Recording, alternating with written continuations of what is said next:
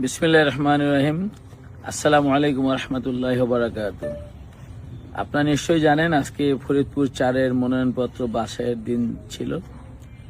ইনশাআল্লাহ আমরা সবাই উপস্থিত ছিলাম। আলহামদুলিল্লাহ, আল্লাহর পক্ষ থেকে যা হয় আমরা খুশি।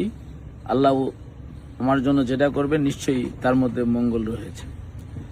তাই যে কোনো কারণেই হোক, আমাদের স্বতন্ত্র প্রার্থী, আমাদের প্রায় 5,000-এর কাছাকাছি সিগনেচার সাধারণ ভোটারের কাছ থেকে নেওয়ার কথা ছিল।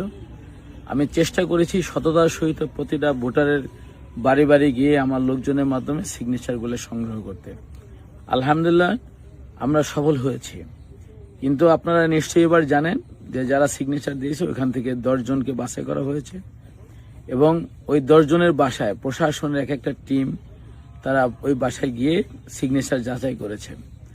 আসলে আমি স্বতন্ত্র প্রার্থী, সবাই জানেন, এবং ফরিদপুর 4-এর প্রতিটা জনগণ, প্রতিটা মানুষ আপনারা অবগত যে সবাই একটা চাপের মধ্যে থাকে।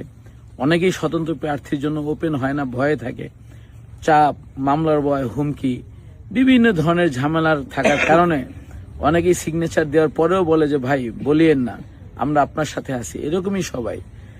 তা আমি ফরিদপুর 4-এ প্রায় 1 বছর যাবৎ ফরিদপুর 4-এর সাধারণ জনগণকে নিয়ে আমি ফরিদপুর 4-এর ছেলে হিসেবে নির্বাচনের একটা যে জোয়ার, সেটা আপনাদের কারণে এখন সৃষ্টি হয়েছে।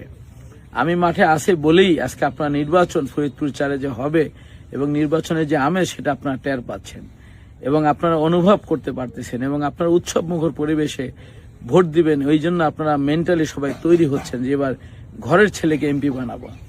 কিন্তু আসলে আমি আপনারা সবাই বিভিন্ন ধরনের প্রতিকূলতার সম্মুখীন হচ্ছে, বিভিন্ন ধরনের চাপের সম্মুখীন হচ্ছি এবং প্রতিনিয়তই আমরা এমনই চাপ ফিল করি যে আমি নির্বাচনের মাঠে থাকতে পারবো কিনা, ভোটাররা ভোট কেন্দ্রে যাইতে পারবে কিনা। প্রতিদিন আমার কাছে যেরকম ফোন আসে যে ভোট গুনে নিতে পারবেন তো, ভোট বুঝে নিতে পারবেন তো। সবাই একটা আশঙ্কার মধ্যে আছে যে নির্বাচনে ভোট সুন্দর হবে কিনা, সুষ্ঠু হবে কিনা। আমি 1 বছর সাধারণ জনগণকে বুঝিয়ে আসছি আপনারা ভোট কেন্দ্রে যাবেন, ভোট সুষ্ঠু হবে, প্রশাসন নিরপেক্ষ থাকবে। আমি প্রশাসনের উপরে খুবই আস্থাশীল।